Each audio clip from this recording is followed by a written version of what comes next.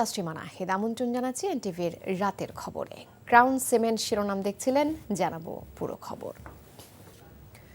বাংলাদেশ পুনর্গঠনে অন্তর্বর্তী সরকারের প্রধান উপদেষ্টা অধ্যাপক ডক্টর মোহাম্মদ ইউনূসকে সব ধরনের সহায়তার আশ্বাস দিয়েছেন কাতারের প্রধানমন্ত্রী শেখ মোহাম্মদ বিন আব্দুল রহমান বিন জসিম আল থানি। বৃহস্পতিবার দোহায় কাতারের প্রধানমন্ত্রীর কার্যালয়ে অধ্যাপক ডক্টর মোহাম্মদ ইউনূসের সঙ্গে এক বৈঠকে এই আশ্বাস দেন তিনি। বৈঠকে কাতারের প্রধানমন্ত্রী ও পররাষ্ট্রমন্ত্রী বাংলাদেশের প্রধান উপদেষ্টার নেতৃত্বের প্রতি পূর্ণ সমর্থন ব্যক্ত করেন। কাতারের প্রধানমন্ত্রী বলেন, তিনি বাংলাদেশের সঙ্গে কাতারের সম্পর্ককে নতুন উচ্চতায় নিয়ে যেতে তার একজন ঘনিষ্ঠ সহযোগীকে মনোনীত করবেন। চলমান সংস্কার ও পুনর্গঠন প্রক্রিয়ার মাধ্যমে বাংলাদেশ আগামী বছরগুলোতে আরও শক্তিশালীভাবে আত্মপ্রকাশ করবে বলে আস্থা প্রকাশ করেন শেখ মোহাম্মদ বিন আব্দুল রহমান বিন জসিম আল থানি। এ সময় প্রধান উপদেষ্টা একটি নতুন বাংলাদেশ গড়ে তোলার জন্য কূটনৈতিক, আর্থিক ও বিনিয়োগ খাতে কাতারের পূর্ণ সহযোগিতা কামনা করেন। বৈঠকে রোহিঙ্গা সংকট নিয়েও আলোচনা হয়। বিএনপির ভারপ্রাপ্ত চেয়ারম্যান তারেক রহমান বলেছেন, যে কোনো মূল্যে গণতন্ত্র ও ভোটাধিকার প্রতিষ্ঠিত করতে হবে, নেতাকর্মীদের ত্যাগ বৃথা যেতে দেয়া হবে না। বিএনপি ধারাবাহিকভাবে দেশের সংস্কার করেছে উল্লেখ করে তিনি বলেছেন, ৩১ দফা সংস্কার প্রস্তাব দেওয়া হয়েছে স্বৈরাচারের রক্তচক্ষু উপেক্ষা করে যখন দলের চেয়ারপারসন ও মহাসচিব কারাগারে ছিলেন। রংপুর বিভাগের ৩ জেলায় দলের কর্মশালায় এসব কথা বলেন তারেক রহমান। ফারুক হোসেন, সাজ্জাদুর রহমান ও লুৎফর রহমান মিঠুকে সাথে নিয়ে ইমরুল আহসানের রিপোর্ট। ৩১ দফা সংস্কার প্রস্তাব নিয়ে উত্তরের ৩ জেলা দিনাজপুর, ঠাকুরগাঁও ও পঞ্চগড়ে একযোগে কর্মশালার আয়োজন করে বিএনপি। প্রশ্ন করবেন অনুষ্ঠানে লন্ডন থেকে অনলাইনে যুক্ত হয়ে নেতাকর্মীদের প্রশ্নের উত্তর দেন তারেক রহমান। ৩১ দফা বাস্তবায়নে প্রতিশ্রুতিবদ্ধ তার দল উল্লেখ করে তিনি বলেন, এ কারণেই মানুষের দোরগোড়ায় যাচ্ছেন তারা। তিনি বলেন, দেশের ভালো কাজের ৭০% বিএনপি সরকার করেছে। বিএনপি দেশের সংস্কার শুরু করেছিল শহীদ জিয়ার সময় থেকে। বাকশাল থেকে বহুদলীয় গণতন্ত্র, দেশনেত্রী খালেদা জিয়ার সময় প্রেসিডেন্সিয়াল ফর্ম থেকে সংসদীয় পদ্ধতি, ধারাবাহিকভাবে আমরা সংস্কার করেছি। সেটি শিক্ষা, সেটি প্রশাসন, সেটি দেশ পরিচালনা, সেটি স্বাস্থ্য, সেটি খাদ্য উৎপাদন, কৃষি, সব ক্ষেত্রে বিএনপি কোনো না কোনোভাবে সংস্কারের অবদান রেখেছে, সংস্কার করেছে বিএনপি। তারেক রহমান বলেন, বিএনপির প্রস্তাবে কাঠামোগত সংস্কারের পাশাপাশি মানুষের ভাগ্য উন্নয়নের কথাও আছে। রাষ্ট্র মেরামতের ভাবনার কথাও সবার আগে বিএনপি উপস্থাপন করেছে বলে উল্লেখ করেন তিনি। আজ অনেকেই অনেক সংস্কারের কথা বলছেন, আমি কারো সমালোচনা করতে চাই না। আমাদের উপস্থাপন, সংস্কার উপস্থাপন এবং তাদের সংস্কার উপস্থাপনের মধ্যে একটি পার্থক্য আছে। আমি চাপের মুখে দিয়েছি, যখন নিষ্পেষিত, আমার মহাসচিব তখন জেলে, আমার পার্টির চেয়ারপারসন তখন জেলে, আমার শত হাজারো নেতাকর্মী তখন জেলে, আমার লক্ষ লক্ষ নেতাকর্মী তখন মিথ্যা গায়েবী মামলায় আদালতের বারান্দায় ঘুরে বেড়াচ্ছে। জেলের মতভেদ থাকলেও তা যেন গণতন্ত্রে উত্তরণে বাধা হয়ে না দাঁড়ায়, সে বিষয়ে সব মহলকে সচেতন থাকার আহ্বান জানান তারেক রহমান। বলেন, বিরোধী নেতাকর্মীদের দীর্ঘদিনের সংগ্রাম বৃথা যেতে দেওয়া হবে না। আমরা যেই সংগ্রামে রাজপথে নেমে এসেছিলাম বিগত 15 বছর ধরে, গণতন্ত্রের প্রতিষ্ঠা, যেই সংগ্রামের জন্য আমাদের বহু নেতাকর্মী গুম খুনের শিকার হয়েছে, বহু নেতাকর্মী আমাদের আজকে পঙ্গুত্ব বরণ করেছে, তাদের এই বলিদানকে কোনোভাবে বৃথা দিতে যাওয়া যাবে না। জুলাই আগস্টের আন্দোলনে পৃথিবীর কোনো দেশে যুদ্ধ না হলে শিশু হত্যা হয় না। এই শিশুগুলোর বলিদান কেন? শুধুমাত্র গণতন্ত্র প্রতিষ্ঠার জন্য। কাজে বাংলাদেশ জাতীয়তাবাদী দল বিএনপি এবং তার প্রতিটি নেতাকর্মী আজকে প্রতিজ্ঞাবদ্ধ যে বাংলাদেশে যে কোনো মূল্যে গণতন্ত্র প্রতিষ্ঠিত হতে হবে। বাংলাদেশে যে কোনো মূল্যে মানুষের ভোটের অধিকারকে প্রতিষ্ঠিত করতে হবে। জাতীয় নির্বাচন সামনে রেখে জনগণের সাথে সম্পর্ক বাড়াতে নেতাকর্মীদের নির্দেশনাও দেন বিএনপির ভারপ্রাপ্ত চেয়ারম্যান। আজকের এই অনুষ্ঠান। Imrul Ahsan, NTV news, Dhaka. জামায়াতে ইসলামের আমির ডক্টর শফিকুর রহমান বলেছেন, আগামী দিনে এমন একটি বাংলাদেশ হোক যেখানে কোনো বৈষম্য থাকবে না। সকল দুঃশাসন ও দুর্নীতির বিরুদ্ধে প্রতিরোধ গড়ে তোলার কথাও বলেন তিনি। বিকেলে রাজধানীর মিরপুরে নিজ নির্বাচনী এলাকা ঢাকা ১৫ আসনের ইব্রাহিমপুর বাজারে গণসংযোগকালে একথা বলেন তিনি। গণসংযোগকালে তিনি নির্বাচনী এলাকার জনগণের সঙ্গে শুভেচ্ছা বিনিময় করে তাদের কাছে দোয়া কামনা করেন। এ সময় সবার অধিকার প্রতিষ্ঠিত করার কথা উল্লেখ করে শফিকুর রহমান বলেন, যে দলের এবং ধর্মেরই হোক, মানুষ যেন তার অধিকার পায়। সমাজের সর্বস্তরে ন্যায় বিচার প্রতিষ্ঠা হোক, এমন এক মানবিক বাংলাদেশ গড়ার প্রত্যয়ও ব্যক্ত করেন জামায়াতে ইসলামের আমির। আমরা আগামীর এমন একটা বাংলাদেশ চাই যে বাংলাদেশে বৈষম্য থাকবে না, কোনো দুঃশাসন থাকবে না, দুর্নীতি থাকবে না, মানুষ মানুষকে ভালোবাসবে, সম্মান করবে এবং সবার অধিকারটা প্রতিষ্ঠিত হবে। সে যে ধর্মের হোক, যে দলের হোক, কিন্তু মানুষ যেন তার অধিকারটা ঠিকমতো পায় এবং ন্যায় বিচার যেন সমাজের সর্বক্ষেত্রে প্রতিষ্ঠিত হয়। শিক্ষার্থীদের আন্দোলনের মুখে পদত্যাগ করেছেন খুলনা প্রকৌশল ও প্রযুক্তি বিশ্ববিদ্যালয়ের উপাচার্য অধ্যাপক ডক্টর মোহাম্মদ মাসুদ এবং উপাচার্য। ৫৭ ঘণ্টা অনশনের পর দাবি আদায় হওয়ায় আনন্দ মিছিল করেছেন শিক্ষার্থীরা। এদিকে এক বিবৃতিতে কুয়েট শিক্ষক সমিতি জানিয়েছে, সুষ্ঠু তদন্ত ছাড়া চাপের মুখে উপাচার্য উপাচার্যের অব্যাহতির সিদ্ধান্তে ন্যায় বিচার পরাজিত হয়েছে। আজিজুল ইসলামের ক্যামেরায় খুলনা থেকে আবু তৈয়বের পাঠানো রিপোর্টে বিস্তারিত।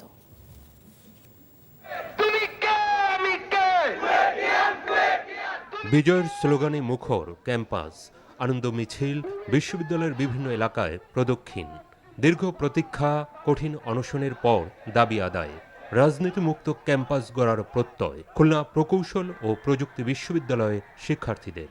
আন্দোলনে যারা পাশে ছিলেন তাদের প্রতিও কৃতজ্ঞতা। কুয়েটের জন্য ছাত্ররা যদি প্রবেশ করতে না পারে, ওটা যেন অর্ডিন্যান্স জারি করার ব্যবস্থা করা হয়।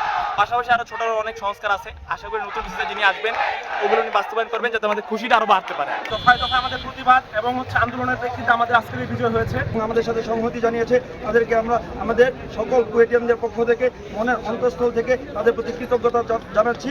এদিকে শিক্ষক সমিতির বৈঠকের পর বিবৃতিতে নিন্দা জানানো হয় চাপের মুখে উপাচার্য এবং উপাচার্যের অব্যাহতির সিদ্ধান্তকে। সুষ্ঠু তদন্ত ছাড়া চাপের মুখে ভাইস চ্যান্সেলর ও ভাইস চ্যান্সেলরের অব্যাহতি সিদ্ধান্তে মূলত ন্যায় বিচারের পরাজয় হয়েছে। গৌরবান্বিত জুলাই গণ অভ্যুত্থানের দীর্ঘ ৮ মাস পরেও যদি শিক্ষা প্রতিষ্ঠানে এহেন কার্যক্রম চলতে থাকে, তা শুধু বিশ্ববিদ্যালয় নয়, সমগ্র বাংলাদেশের রাষ্ট্রীয় শৃঙ্খলা ভেঙে ফেলতে পারে জানিয়ে শিক্ষক সমিতি উদ্বেগ প্রকাশ করছে। এর আগে বুধবার মধ্যরাতে তথ্য সম্প্রচার মন্ত্রণালয়ের স্বাক্ষরিত বিজ্ঞপ্তিতে উপাচার্য ডক্টর মোহাম্মদ মাসুদ এবং উপাচার্য অধ্যাপক এসকে শরীফুল আলমের পদত্যাগের বিষয়টি নিশ্চিত করা হয়। শিক্ষার্থীদের জুস খাইয়ে অনশন ভাঙান কুয়েট তদন্ত কমিটির সদস্য ও বিশ্ববিদ্যালয় মঞ্জুরি কমিশনের সদস্য অধ্যাপক তানজিম উদ্দিন খান। শিক্ষা মন্ত্রণালয় জানায়, বিশ্ববিদ্যালয়ের স্বাভাবিক কার্যক্রম বজায় রাখতে দায়িত্ব দেওয়া হবে জ্যেষ্ঠ এক অধ্যাপককে। শিগগিরই স্থায়ী নিয়োগের জন্য গঠন করা হবে সার্চ কমিটি। গত 18 ফেব্রুয়ারি কুয়েটে ছাত্র রাজনীতি বন্ধের দাবিকে কেন্দ্র করে সংঘর্ষে শতাধিক শিক্ষার্থী আহত হন। এরপর আবাসিক হল বন্ধ, 37 শিক্ষার্থীকে সাময়িক বহিষ্কার সহ বিভিন্ন ঘটনায় উপাচার্যের পদত্যাগের দাবিতে উত্তাল হয়ে ওঠে ক্যাম্পাস, যা ছড়িয়ে পড়ে দেশের বিভিন্ন শিক্ষা প্রতিষ্ঠানেও। ইতিমধ্যে বহিষ্কার আদেশ প্রত্যাহার এবং খুলে দেওয়া হয়েছে সব আবাসিক হল। NTV news desk. সুষ্ঠু নির্বাচনের জন্য কমিশনের আওতার মধ্যে থাকা প্রয়োজনীয় সংস্কার নির্বাচন কমিশন নিজেরাই করবে বলে জানিয়েছেন প্রধান নির্বাচন কমিশনার এএমএম নাসির উদ্দিন। নির্বাচন কমিশন ভবনে অস্ট্রেলিয়ান হাই কমিশনের সাথে বৈঠক শেষে সাংবাদিকদের এসব কথা বলেন তিনি। এ সময় অস্ট্রেলিয়ান হাই কমিশনার সুশান রায়ন বলেন, সুষ্ঠু নির্বাচন আয়োজনে পাশে থাকবে তার দেশ। জানাচ্ছেন নাজিবুর রহমান। বাংলাদেশের বর্তমান পরিস্থিতি ও নির্বাচন ইস্যুতে প্রধান নির্বাচন কমিশনারের সাথে বৈঠকে বসেন Australian high commissioner Susan Riley. ঘণ্টাব্যাপী বৈঠক শেষে সাংবাদিকদের সাথে কথা বলেন অস্ট্রেলিয়ান হাই কমিশনার। বলেন, অবাধ, নিরপেক্ষ আর অংশগ্রহণমূলক নির্বাচনে অস্ট্রেলিয়ার সহযোগিতা থাকবে। বাংলাদেশ এগিয়ে যাচ্ছে। এখানে অবাধ, সুষ্ঠু ও নিরপেক্ষ নির্বাচন দেখতে চায় অস্ট্রেলিয়া। এ নিয়ে আমরা যাবতীয় সকল সহযোগিতা করতে আগ্রহী। as best we can to support your. এ সময় সিএসি এএমএম নাসির উদ্দিন বলেন, নির্বাচন ব্যবস্থার প্রয়োজনীয় সংস্কার করে নির্বাচনের দিকে এগিয়ে যাবেন তারা। তবে কি কি সংস্কার হবে তা নির্ভর করছে জাতীয় ঐকমত্য কমিশনের উপর। ইলেকশনের আগে যেগুলো করা সম্ভব, যেগুলো প্রয়োজন, সেগুলো আমরা করব। ঐকমত্য কমিশন থেকে তো ওনারাই দিবেন যে কখন কিভাবে কি করবেন। যেগুলো আমাদের ক্ষমতার মধ্যে আছে, আমাদের ইলেকশনের আগে যেগুলো আমরা প্রয়োজনীয় মনে করছি বা করা সম্ভব মনে করছি, we are working on that. Voter তালিকা হালনাগাদ, আন্তর্জাতিক পর্যবেক্ষক সহ নির্বাচন কেন্দ্রিক বিষয়েও অস্ট্রেলিয়ান প্রতিনিধির সাথে আলোচনা হয়েছে বলে জানান CEC. Najibur Rahman, NTV news, Dhaka. 46তম বিসিএসে প্রশ্ন ফাঁসের বিষয়ে এখন তো তদন্ত চলছে। পুরোপুরি বাতিল করার মতো পর্যাপ্ত কারণ পায়নি কমিশন বলে জানিয়েছেন বাংলাদেশ সরকারি কর্ম কমিশন পিএসসি চেয়ারম্যান অধ্যাপক ডক্টর মোবাশ্বের মোমেন। বিকেলে রাজধানীর আগারগাঁওয়ে বাংলাদেশ সরকারি কর্ম কমিশনের এক সংবাদ সম্মেলনে এ কথা জানান তিনি। বলেন, সিআইডির তদন্তে যদি কেউ দোষী প্রমাণিত হয় তবে তাৎক্ষণিক ব্যবস্থা নেবে পিএসসি। এ সময় চেয়ারম্যান আরও জানান, প্রশ্ন ছাপানো, সংরক্ষণ ও নিরাপত্তার জন্য সতর্ক আছে পিএসসি। বিজি প্রেসে বিসিএস এর কোনো প্রশ্ন ছাপানো হবে না। বলেন, শিক্ষার্থীদের সাথে কথা বলে পিএসসিকে ঢেলে সাজানো হবে। জানান, 1 থেকে 1.5 বছরের মধ্যে পরীক্ষার জট ছাড়াতে কাজ করছে কমিশন। এছাড়া যুগোপযোগী সিলেবাস প্রণয়নে কাজ চলছে বলেও জানান পিএসসির চেয়ারম্যান। কিন্তু আমরা সন্দেহাতীতভাবে প্রমাণ করতে পারি না, এখনো পারিনি, যেটা সিআইডি তদন্ত করছে। সিআইডি তদন্তে যদি দোষীরা বের করতে পারে সিআইডি, এবং তখন যেই মুহূর্তে তারা দোষী সাব্যস্ত হবে তৎক্ষণাৎ তাদের বিরুদ্ধে ব্যবস্থা নেওয়া হবে।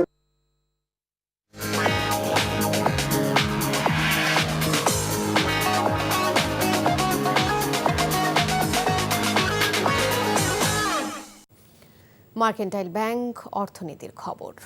ভারত ট্রান্সশিপমেন্ট সুবিধা বাতিল করার কারণে বাংলাদেশি পণ্যের রপ্তানিতে কোনো প্রভাব পড়বে না, বরং সক্ষমতার সর্বোচ্চ ব্যবহারের মাধ্যমে রপ্তানি খরচ কমানোর চেষ্টা করছে সরকার। এমন কথা জানিয়েছেন বাণিজ্য উপদেষ্টা শেখ বশিরউদ্দিন। সকালে রাজধানীর বসুন্ধরা কনভেনশন হলে দেশি পণ্য প্রদর্শনীর উদ্বোধনী অনুষ্ঠানে এসব কথা বলেন তিনি। বাণিজ্য উপদেষ্টা জানান, ট্রান্সশিপমেন্ট বাতিলে সাময়িক অসুবিধা হলেও রপ্তানি কমার আশঙ্কা নেই। তিনি বলেন, দুর্নীতি বন্ধে কার্যকরী পদক্ষেপের মাধ্যমে ব্যবসায়ের পরিবেশ উন্নত করছে সরকার। এতে ব্যবসার খরচ কমিয়ে আনা সম্ভব হবে। এদেশে বিনিয়োগে আকৃষ্ট করতে সিঙ্গেল উইন্ডোজ চালু করা হয়েছে জানিয়ে বাণিজ্য উপদেষ্টা বলেন, ব্যবসায়ীদের সব সমস্যা সমাধানে মন্ত্রণালয়ে আলোচনার পথ খোলা আছে। পাশাপাশি একক রপ্তানি পণ্যের ওপর নির্ভরতা কমিয়ে একাধিক পণ্য রপ্তানির সুযোগ সৃষ্টিতে সরকার সহায়তা করতে চায় বলেও জানান উপদেষ্টা শেখ বশিরউদ্দিন। আসার পরে আমাদের যে সমস্যা হয়েছিল বলে আমরা ধারণা করেছিলাম, আল্লাহর রহমতে আলহামদুলিল্লাহ আমরা এই সমস্যা উতরে গিয়েছি। এখন আমরা কস্ট কমানোর কাজ করছি, এবং কস্ট কমানোর জন্য যে নিয়ামকগুলো আছে প্রত্যেকটা নিয়ামক আমরা চিহ্নিত করেছি, এবং একটা একটা করে সপ্তাহ 2-এর মধ্যে আমরা পূর্বের যে খরচ ছিল ইনশাল্লাহ সেই খরচ বা তার থেকে কমে আমরা এই কাজটা করতে পারবো। তো আমাদের এক্সপোর্টের প্রতিযোগিতার সক্ষমতা আরও বাড়বে। ঢাকার আশপাশের প্রাথমিক স্কুলে পড়া প্রায় 90%-এরও বেশি শিশুর লালায় উচ্চমাত্রার ক্ষতিকর নিকোটিন পাওয়া গেছে। গবেষণায় দেখা গেছে, পরোক্ষ ধূমপানের ফলে শিশুদের ফুসফুসে ঢুকছে এই বিষ। রাজধানীর সেটআপ মিলনায়তনে প্রজ্ঞা আয়োজিত গোলটেবিল আলোচনায় বিশেষজ্ঞরা এই তথ্য দিয়ে তামাক নিয়ন্ত্রণ আইনকে আরও শক্তিশালী করার দাবি জানান। দেশে তামাকজাত পণ্য সেবনে প্রতিদিন 442 জন ব্যক্তি মারা যায় উল্লেখ করে তারা বলেন, টেকসই উন্নয়নের লক্ষ্যমাত্রা অর্জনে বাধা হয়ে দাঁড়িয়েছে তামাকের ব্যবহার। তামাক চাষের ফলে দেশের 30% বন উজাড় এবং 1 লক্ষ একরের বেশি জমি ব্যবহৃত হচ্ছে, যা খাদ্য নিরাপত্তায় হুমকি তৈরি করছে বলে জানান আলোচকরা। তামাকজাত দ্রব্যের খুচরা বিক্রি নিষিদ্ধের দাবি জানান তারা। তামাক সেবী ডাক্তার, স্বাস্থ্যসেবিকা এরা থাকবে কেন? আমার শিক্ষক থাকবে কেন স্কুলে? এই প্রশ্নটা তো সবার আগে করতে হবে। টিচার যা বলবেন, যা করবেন তাই সে মানবে, শিখবে।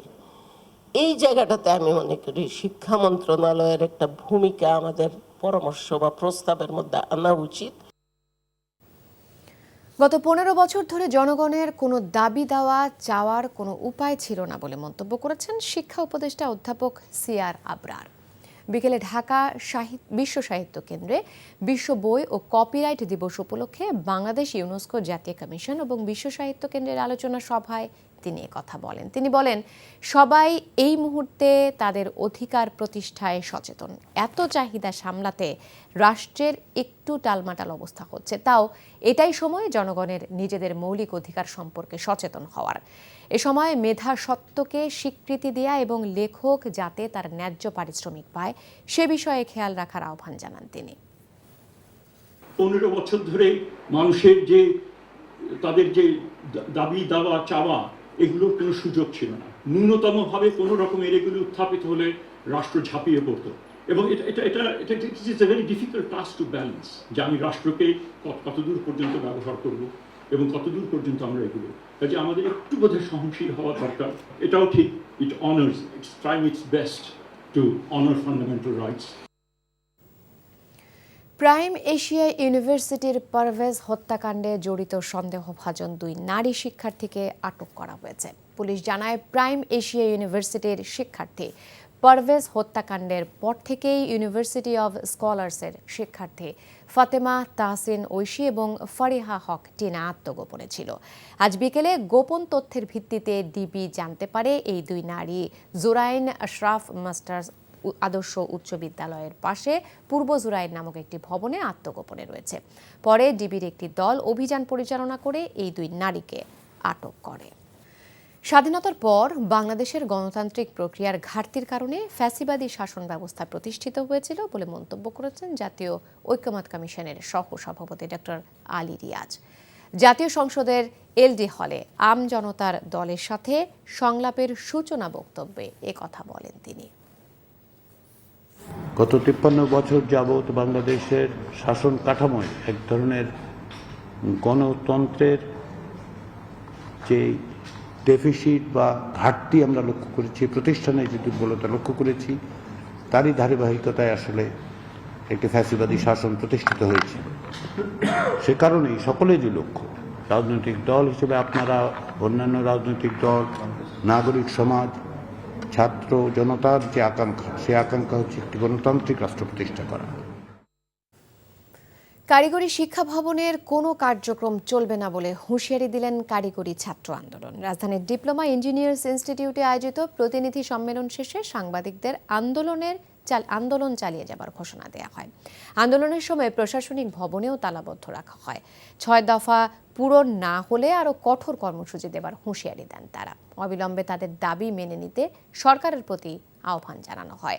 সারা দেশ থেকে পলিটেকনিক ইনস্টিটিউটের প্রতিনিধিরা অংশ নেন এই সম্মেলনে।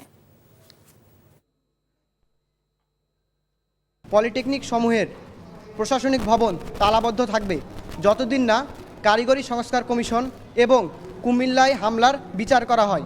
এবং আমরা আরও বলে দিতে চাই যে আমাদের এই 6 দফা দাবি বাস্তবায়নের পদক্ষেপ অতি দ্রুত দৃশ্যমান না হলে আমরা পূর্বের চেয়ে কঠোর কর্মসূচির দিকে ফিরে যাব।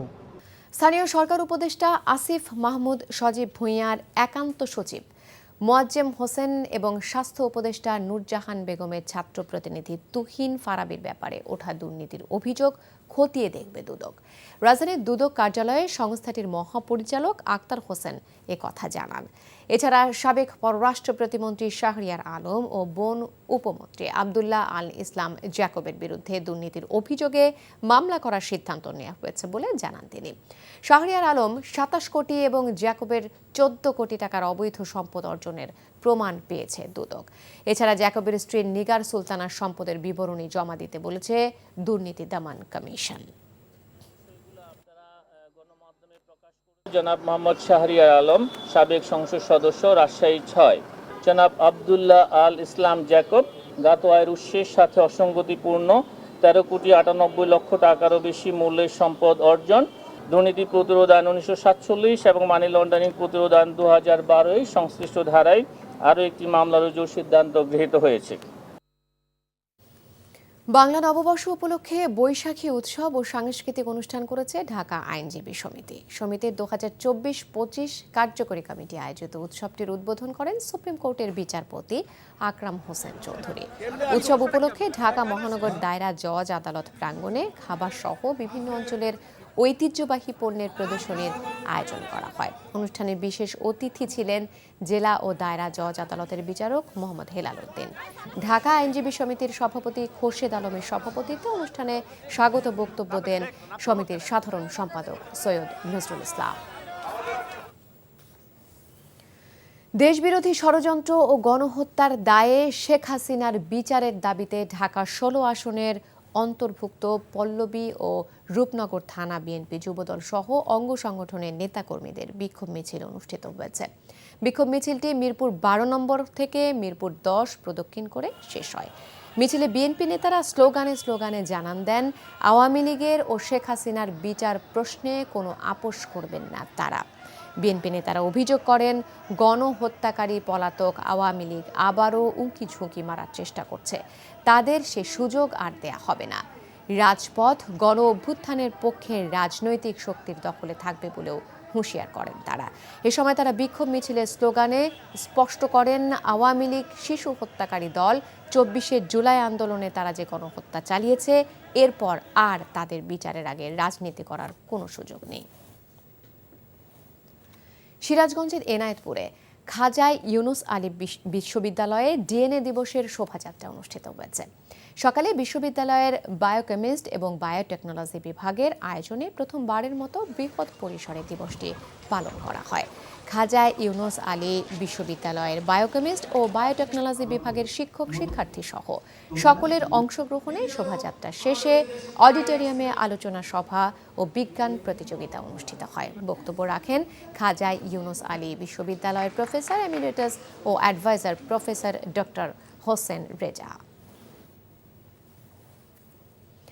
পর্যটন শিল্পের উন্নয়নে অ্যাডভেঞ্চার এবং গলফ ট্যুরিজমকে গুরুত্ব দিয়ে তরুণদের সম্পৃক্ত করতে ট্যুরিজম অ্যাসোসিয়েশন এবং বারবা এর যৌথ উদ্যোগে সেমিনার অনুষ্ঠিত হয়। বুধবার বিকেলে ঢাকা ক্লাবে অনুষ্ঠিত সেমিনারে বক্তারা বলেন, দেশের সামগ্রিক পর্যটন উন্নয়নে তরুণদের অবশ্যই সম্পৃক্ত করতে হবে। সেমিনারে প্রধান অতিথি হিসেবে উপস্থিত ছিলেন বেসামরিক বিমান পর্যটন ও মন্ত্রণালয়ের সচিব মিস নাসরিন জাহান এবং বাংলাদেশ পর্যটন কর্পোরেশনের চেয়ারম্যান মিস সাইমা শাকিন সুলতানা সহ প্রমুখ।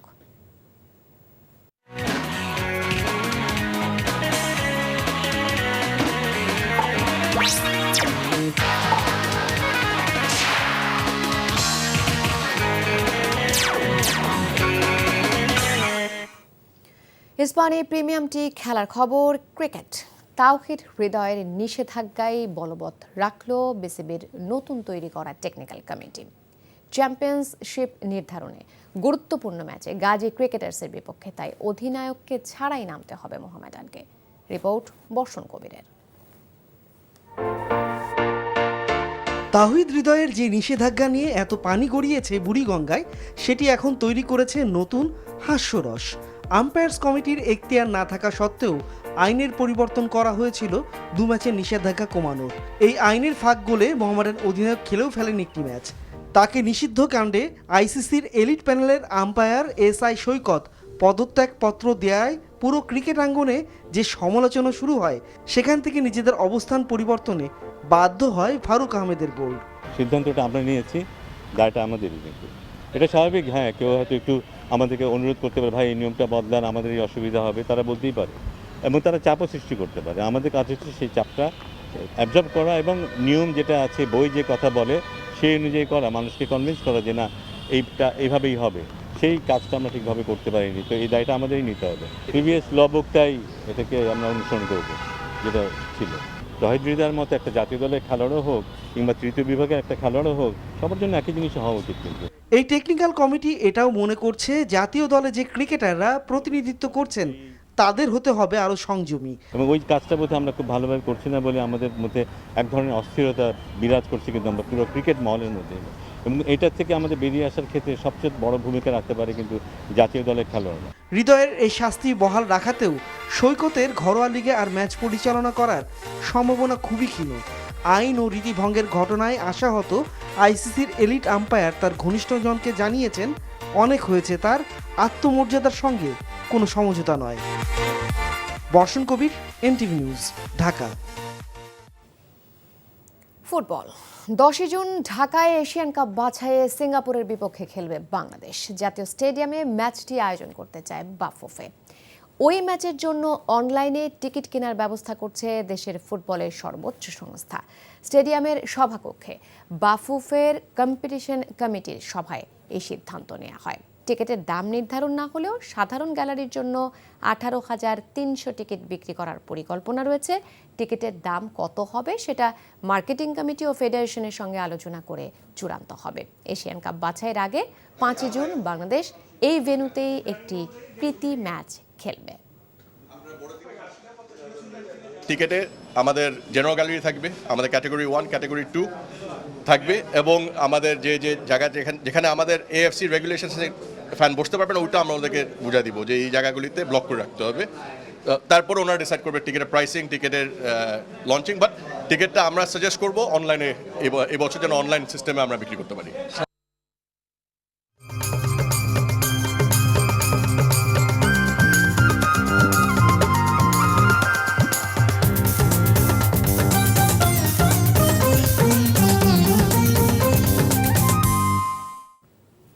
সংস্কৃতির খবর।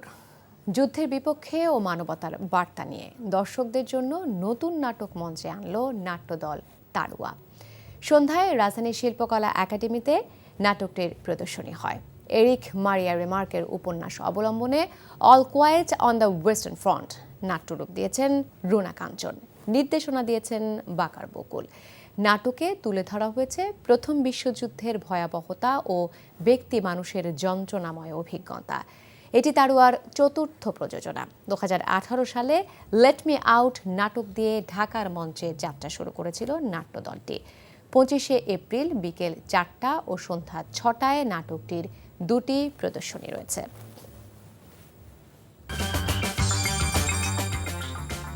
এই ছিল রাতের খবরে। এই খবরের ভিডিও সহ আপডেট জানতে ভিজিট করুন এনটিভি অনলাইন www.ntvpt.com। এছাড়াও এনটিভির জনপ্রিয় সব অনুষ্ঠান ও খবরের আপডেট জানতে ভিজিট করুন আমাদের ইউটিউব ও ভেরিফাইড ফেসবুক পেজে। রাত 1টায় মধ্যরাতের খবর দেখার আমন্ত্রণ রইল। ধন্যবাদ সবাইকে।